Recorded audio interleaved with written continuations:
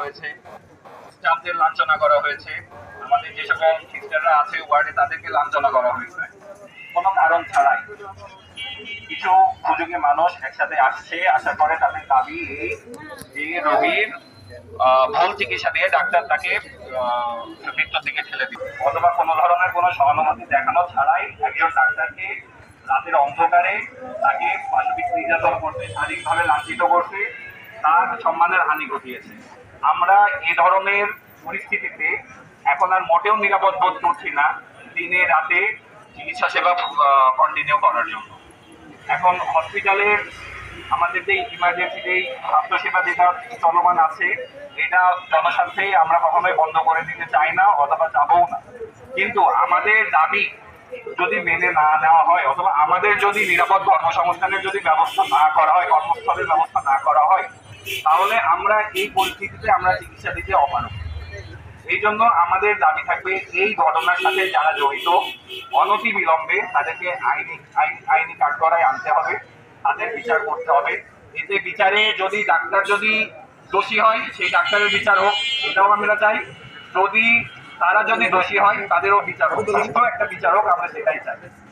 আর পরবর্তীতে যেন এই ধরনের ঘটনা যেন না ঘটে সেই জন্য আমরা চাইব ঊর্ধ্বতন কর্মকর্তার কাছে, আমাদের তত্ত্বাবধায়ক স্যার এখানে উপস্থিত আছেন, আমাদের অন্যান্য সকল শ্রদ্ধেয় স্যাররা এখানে উপস্থিত আছেন, তারা আমাদের সাথে একত্রতা প্রকাশ করে আমাদের সাথে আজকে রাস্তায় এসে দাঁড়িয়েছে। এটা জাতির জন্য, সমগ্র জাতির জন্য একটা লজ্জাকর ঘটনা। এই জিনিসের যেন পুনরাবৃত্তি না ঘটে এই জন্য তাদের দৃষ্টান্তমূলক শাস্তির ব্যবস্থা করা হবে। ধন্যবাদ। এবং আমাদের এই যে দুনিয়ার যে ডাক্তার ভাইরা এবং আমাদের বোনেরা যারা অক্লান্ত পরিশ্রম করছে, তারা দীর্ঘ 5 বছর মেডিকেলে অধ্যয়ন শেষ করার পরে তারা এখানে যে আমাদের সেবা দিচ্ছে, এটা কিন্তু অনেক জেলা সদর হাসপাতালে নেই। শুধুমাত্র এখানে মেডিকেল কলেজ হাসপাতাল হওয়ার কারণে আমরা এই সেবা কিন্তু পাচ্ছি, এটা কিন্তু মাথায় রাখতে হবে। আজকে আপনার সন্তান নিয়ে ডাক্তার হচ্ছে, তারাই সেবা দিচ্ছে, তারাই যদি নিরাপদ আশ্রয় না পায় তাহলে কিভাবে তারা সেবা দিতে পারবে? আজকে আমরা আমাদের সুপার মহোদয় আমাদেরকে আশ্বস্ত করেছে, এই জন্য আমাদের যে কর্মসূচিগুলো আছে এগুলো আমরা সীমিত আকারে রাখবো। আমাদের নিরাপদ কর্মসংস্থান কর্মস্থল যদি না থাকে তাহলে আমাদের চিকিৎসা ব্যবস্থা ব্যাহত হবে। আমাদের ডাক্তাররা, আমাদের নার্সরা, আমাদের যারা সহযোগী সহকর্মী আছে সবার নিরাপদ কর্মস্থল থাকতে হবে। আপনাদের উদাত্ত আহ্বান জানাবো, আমাদের কর্মক্ষেত্রে আমাদের নিরাপদ স্থান যদি আপনারা সহায়তা না করেন তাহলে আমাদের চিকিৎসা ব্যবস্থা ব্যাহত হবে। আমরা দেখেছি এখন আমাদের ভিসা ব্যবস্থা বন্ধের কারণে আমাদের ম্যাক্সিমাম রোগী কিন্তু বাংলাদেশে চিকিৎসা নিচ্ছে। এতে কি রোগীর হার বেড়েছে? বাড়েনি। রোগীর মৃত্যুর হার তো বাড়েনি। তাহলে আমরা আসলে যোগ্য সম্পন্ন ডাক্তার, আমরা এখানে ভালো চিকিৎসা দিচ্ছি, সেই চিকিৎসা আপনারা ব্যাহত করতে চাচ্ছেন কোন অদূরবী সমৃদ্ধিতে? এটা আমাদের জানতে হবে। আজকে দেশের সব যে ষড়যন্ত্র আছে তার বিরুদ্ধে রুখে দাঁড়াতে হবে। আমরা ডিসি মহোদয় এবং পুলিশ সুপার মহোদয়কে আমরা দৃষ্টি আকর্ষণ করছি যে আপনারা চূড়ান্তভাবে এর দৃষ্টান্তমূলক শাস্তি দিন এবং বিচার করুন দ্রুতভাবে।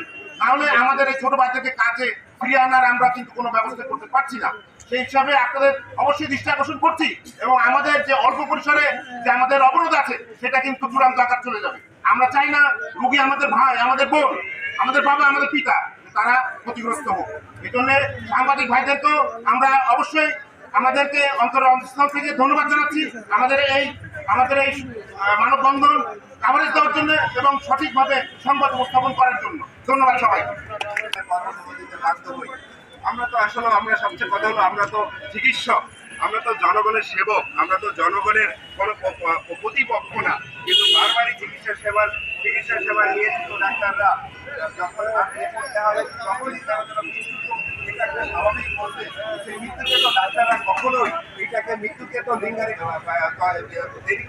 ত্বরান্বিত করতে পারে না বা কোনো কিছু পারে না। কিন্তু অমুক নিয়মে এটা মৃত্যুটা স্বাভাবিক প্রসেস। কিন্তু যখনই কোনো কোনো রোগীর মৃত্যু ঘটে তখনই সেটা দায় চাপানো হয় ডাক্তারদের অবহেলার কারণে।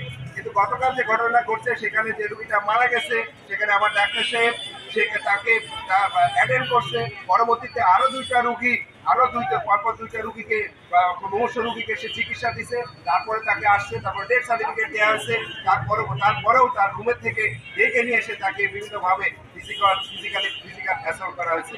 এই ধরনের কর্মসূচিগুলো অত্যন্ত এই ধরনের কর্মকাণ্ডগুলো অত্যন্ত নিন্দনীয়।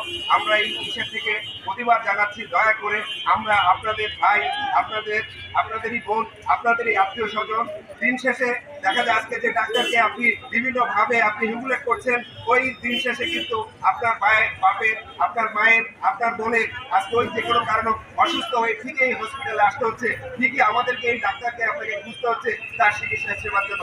কিন্তু আজকে যে কর্মকাণ্ডগুলো আজকে এই যে করা হচ্ছে, কিছু দুষ্কৃতকারী কর্মকাণ্ডের পরে টোটাল ডাক্তার সমাজের প্রতি তাদের প্রতি ঘৃণা জন্মাচ্ছে।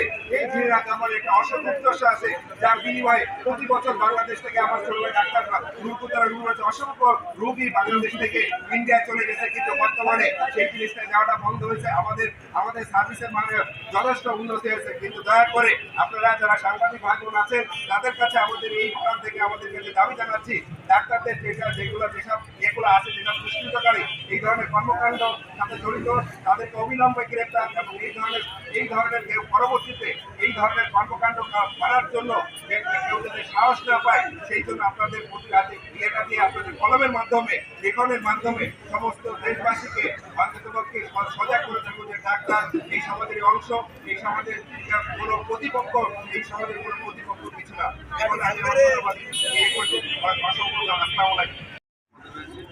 আমাদের জুনিয়র সহকর্মীকে কর্তব্যরত অবস্থায় যে বহিরাগতরা হামলা করেছে, আমরা খুবই দুঃখিত এবং মর্মাহত।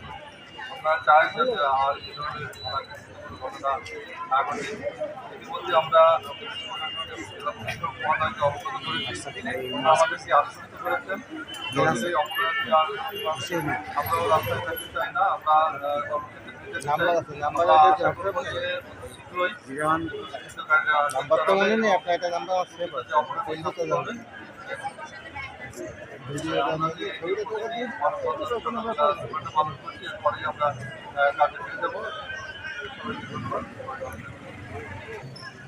আমরা তো আজকে যে মানববন্ধন যে কারণে করেছি এটা তো সবাই ক্লিয়ার করছে।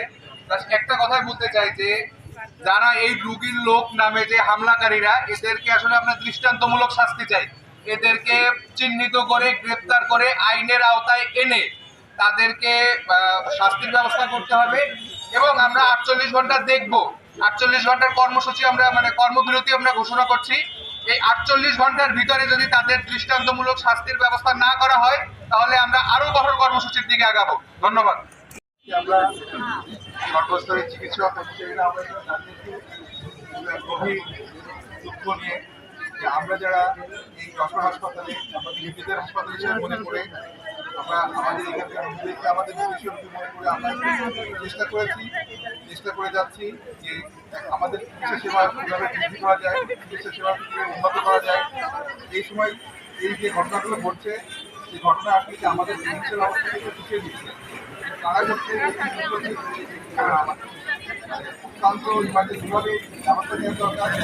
আমরা হাসপাতাল কর্তৃপক্ষের কথা বলেছি, আমাদের যারা ঘটনার সাথে জড়িত তাদের থেকে দ্রুত ব্যবস্থার জন্য আমরা প্রশাসনের সাথে কথা বলেছি। আমরা চাই যে এই ঘটনা শুধু আমাদের চিকিৎসকদের জন্য দুঃখজনক না, এই ঘটনা আমাদের এই হাসপাতালে এই লাখ লাখ লোকের চিকিৎসা নেয় এই সমস্ত মানুষের জন্য একটা বড় বেদনার কারণ।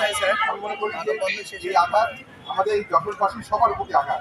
এই আঘাত আমরা চাইবো যে আমরা ডাক্তার না, আমরা আজকে আমাদের সামনে যেসব রুগী আছেন, রুগীদের আত্মীয় স্বজন আছেন, তাদেরকেও চাবো যে আমার আহ্বান থাকবে, আমাদের আহ্বান থাকবে, আপনারা আমাদের সাথে একত্র বোধ করবেন।